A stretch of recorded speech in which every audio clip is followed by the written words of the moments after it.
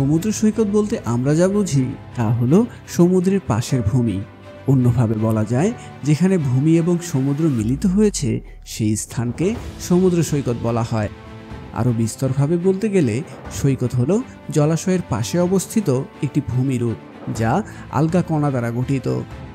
সমুদ্র সৈকত গঠনকারী কণাগুলো সাধারণত শিলা, যেমন বালি, নুড়ি, শিঙ্গল ইত্যাদি, অথবা জৈবিক উৎস যেমন মোলাস্ক শেল বা প্রবাল শৈবাল। নদীর পাশের মাটিকে আমরা নদীর তীর বলতে পারি, কিন্তু সমুদ্রের তীর হলো সেই সমুদ্রের সৈকত। আবার প্রত্যেকটি সমুদ্রের তীরকে সৈকত বলা যায় না। আসসালামু আলাইকুম। আজ আমরা জানব পৃথিবীর দীর্ঘতম সমুদ্র সৈকত সম্পর্কে। পুরো পৃথিবীতে প্রায় 50টি সমুদ্র এবং 5টি মহাসাগর রয়েছে। আমাদের গোটা বিশ্বের 71% অংশই হলো পানি, এবং এই পানির 95%ই সমুদ্রের। গোটা পৃথিবী জুড়ে সমুদ্রগুলোর মধ্যে অন্যতম হলো ফিলিপাইন সমুদ্র, কোরাল সমুদ্র, মেডিটেরিয়ান সমুদ্র, আরব সাগর, বে অফ বেঙ্গল এবং ক্যারিবিয়ান সমুদ্র। ভূমির সাথে একত্রিত হওয়ার স্থানকে আমরা সেই সমুদ্রের সৈকত হিসেবে ধরি। স্থানভেদে বিভিন্ন সমুদ্র সৈকত ভিন্ন ভিন্ন আয়তনের, আর আয়তনের দিক দিয়ে পৃথিবীর দীর্ঘতম সমুদ্র সৈকত হলো ব্রাজিলের প্রায়া দা ক্যাসিনো। অবাক হলেন? অবাক হওয়ারই কথা, কারণ আমরা এতদিন জানতাম পৃথিবীর দীর্ঘতম সমুদ্র সৈকত আমাদের বাংলাদেশের কক্সবাজার, কিন্তু প্রকৃতপক্ষে পৃথিবীর দীর্ঘতম সমুদ্র সৈকত হলো ব্রাজিলের প্রায়া দা ক্যাসিনো, আর কক্সবাজার হলো তৃতীয় স্থান অধিকারী। প্রায়া দা ক্যাসিনো পৃথিবীর দীর্ঘতম সমুদ্র সৈকত হওয়ার কারণ হলো এটি বিশ্বের দীর্ঘতম নিরবিচ্ছিন্ন বালুকাময় সমুদ্র সৈকত, আর কক্সবাজার হলো বিশ্বের দীর্ঘতম প্রাকৃতিক সমুদ্র সৈকত।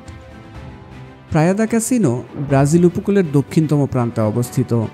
এটিকে বিশ্বের দীর্ঘতম নিরবিচ্ছিন্ন বালুকাময় সমুদ্র তীর হিসেবে গণ্য করা হয়। বিভিন্ন সূত্র অনুসারে এটি 212 কিলোমিটার থেকে 254 কিলোমিটার পর্যন্ত দীর্ঘায়িত। উত্তরে রিও গ্র্যান্ডে সমুদ্র বন্দরের প্রবেশপথ, মোলেহেস থেকে দক্ষিণে উরুগুয়ের সীমান্তে চুই স্রোতের মুখ পর্যন্ত বিস্তৃত। ব্রাজিলিয়ান পর্তুগিজ ভাষায় ক্যাসিনো শব্দের আক্ষরিক বাংলা অর্থ একটি জুয়া খেলার প্রতিষ্ঠান।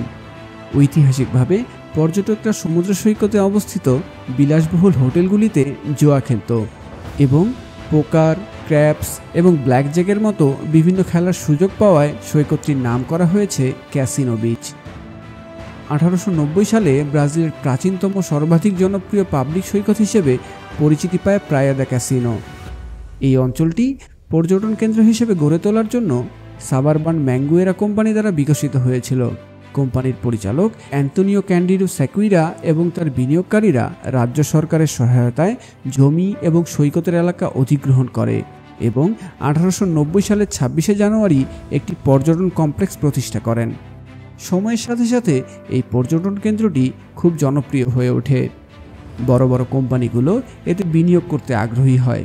সেই সময়ই মূলত ইউরোপীয় বংশোদ্ভূত ব্রাজিলিয়ানরা প্রায়শই সমুদ্র উপভোগ করতে, ক্যাসিনোতে জুয়া খেলতে এবং বিলাসবহুল হোটেলগুলোতে বিশ্রাম নিতে সৈকতে ভ্রমণ করতেন। দ্বিতীয় বিশ্বযুদ্ধের সময় ইতালীয় এবং জার্মানদের উপর নির্যাতন এবং পরবর্তীতে 1948 সালে রুলেটের উপর নিষেধাজ্ঞা এই অঞ্চলের অর্থনীতিতে স্থায়ী প্রভাব ফেলেছিল।